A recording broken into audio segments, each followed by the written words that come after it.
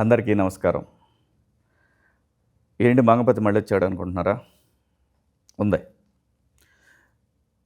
దానికన్నా ముందు మంగపతి కరెక్ట్ అన్నారు, మంగపతి తప్పు అన్నారు, మంగపతి రైట్ అన్నారు, మంగపతి మంచోడు కాదన్నారు.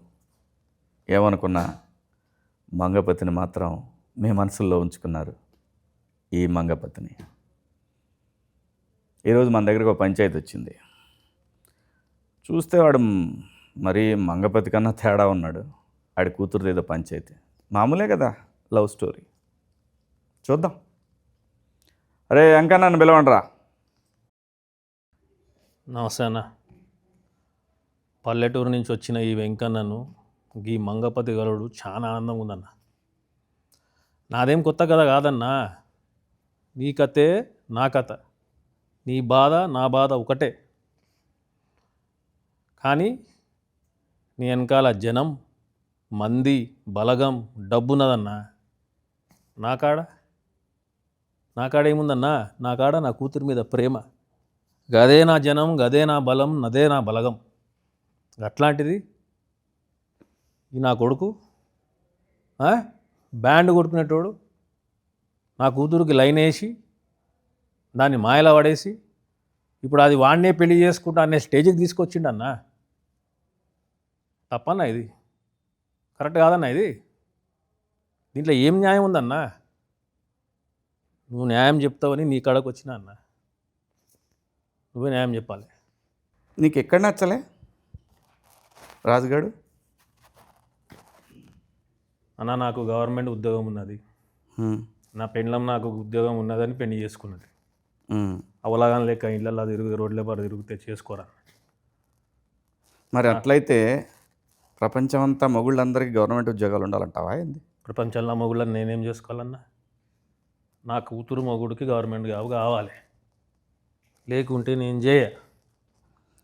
మా పెన్నాము అక్కకు వాళ్ళ కూతురుకు గవర్నమెంట్ జాబ్ ఉన్నోని పెళ్లి చేశారు, వాళ్ళ చెల్లకు గవర్నమెంట్ జాబ్ ఉన్నోని పెళ్లి చేశారు.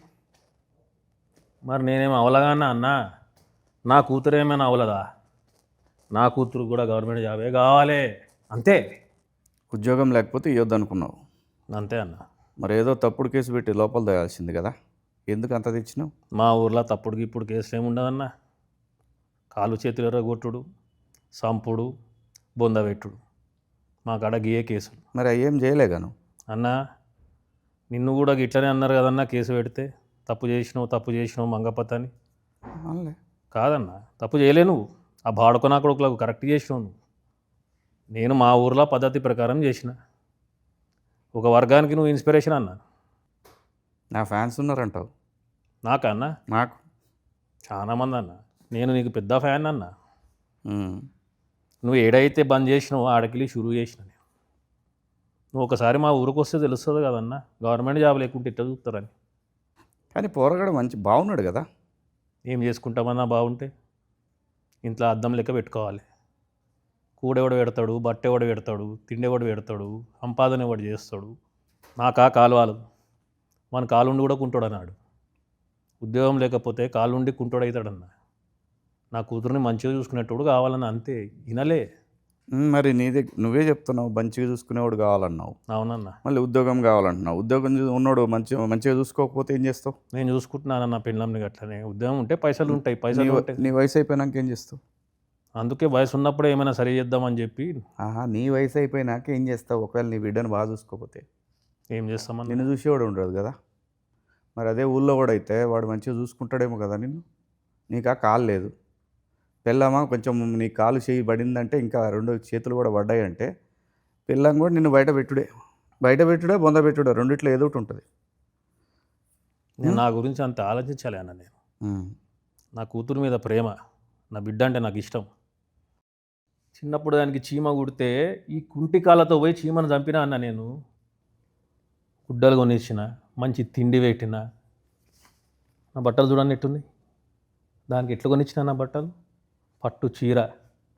పక్కింట్లో మా ఇంట్లో టీవీ లేదని తొంగి టీవీ చూస్తుందని చెప్పి నా సగం ఆస్తి అమ్మి టీవీ కొన్నానన్నా నేను.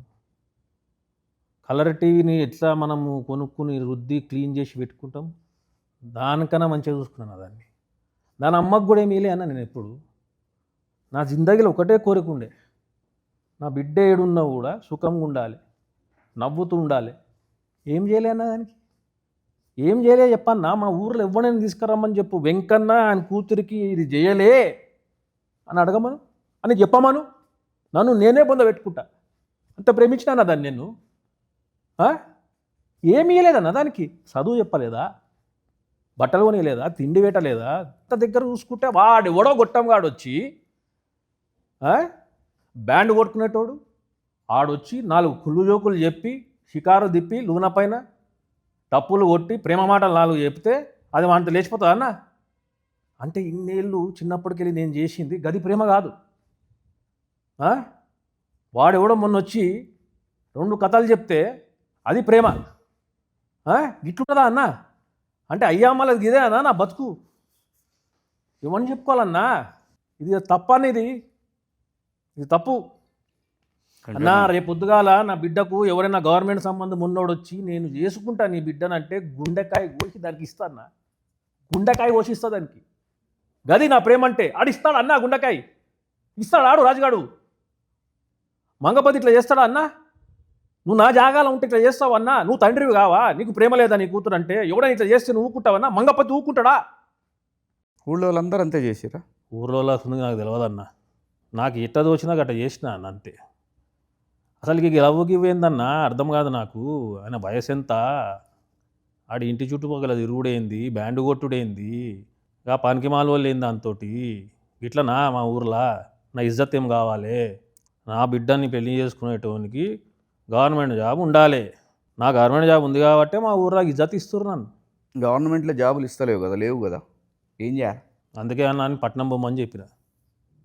వాడు పట్నం పోకుండా ఏం చేసిండు, నా పిల్లని వేసుకుని తిరుగుతుండు. నువ్వు ఇయ్యవేమో అని కదా, ఏందన్నా? బిడ్డని ఇయ్యవేమో అని కదా వాడు. గవర్నమెంట్ జాబ్లు అయితే ఇచ్చేది లేదన్నా. కాంటే చంపేస్తా బిడ్డను, కానీ వానికైతే ఇయ్య యుద్ధం లేకపోతే. అదే అన్నా, నువ్వు ఎట్ట మాట్లాడుతున్నావు అంటే నువ్వు అసలు ఏం నిలవనట్టే మాట్లాడుతున్నావు. నేను చూసినా అన్న, నీ కథ మొత్తం తెలుసు నాకు. నిన్ను ఒక ఇదిగా తీసుకున్నా. నిన్ను చూసి నేను నేర్చుకున్నా ఎట్లా చక్కగా పెట్టాలి కొడుకులని చెప్పి. నువ్వేందన్నా నాకు రివర్స్ వేసుకుంటున్నావు? నేను ఇన్స్పిరేషన్ అంటున్నావు. నేను ఎందుకు వద్దన్నాను? అలా వయసు ఏంది, అలా కథ ఏంది, రేపు ఏడే ఇబ్బంది పడుతుంది అనేది అది నా ప్రేమ. అన్నా నీ ప్రేమ గొప్పది, నేను కాదనట్లేదు. కానీ అది నాది. దాన్ని నేను పెంచినా, దాని గుడ్డ నేను ఇచ్చినా, తిండి నేను పెట్టినా, చదువు నేను చెప్పిస్తున్నా. అది నాది, నా సొంతము. నీ పొలం మీద ఎవడైనా చేస్తే ఊకుంటావన్నా? నరికి పాడుతూ పోవా? గది కూడా నేను కదా అదే చేస్తాను. నువ్వు అసలు కుంకుమ బొట్టవయ్యావు, నా కూతురు ఇమ్మంటున్నావు. మజాక్ చేస్తుండాడు. పెళ్లి చేయకు. చెయ్యనన్నా, నేను బతుకుండగానే పెళ్లి చేసి ఏమైనా అయితే నేను ఏం కావాలి? మరి ఎందుకు పని చేసినావు? ఇక టైంలో అట్లా అనిపించింది చేసిన అన్న. నేను ఇంతగానో అసలు డిస్కషన్ కూడా పెట్టారన్న మా ఊర్లో. అప్పటికప్పుడు డిసైడ్ చేస్తారు, చేసేస్తారు. అది నాది, దాంతో ఏం చేసుకోవాలో నేను చేసుకుంటా. అది నా సొంతము, నా ప్రాపర్టీ. అది నీకా కాలు చేయి బాయ్. వాడు ఏదైనా వీక్తే ఏమవుతావు నువ్వు? పీకమని చెప్పానాన్ని, పీకమని చెప్పు. ఏడా చూసినాం, నీ పీకుడు అంతా చూసినాంలే. నువ్వు ఎవడన్నా ఏమన్నా మాట్లాడితే భయపడతావు, బిల్డప్లు మాత్రం ఎక్కువ. ఏం చేతగాని వాళ్ళక పెళ్ళాన్ని కొడతావు, ఏమన్నది కదా అని. అది పద్ధత? ఏదైనా చేస్తే లాజికల్గా కొట్టాలి, చట్టంతో కొట్టాలి, తెలివిగా కొట్టాలి.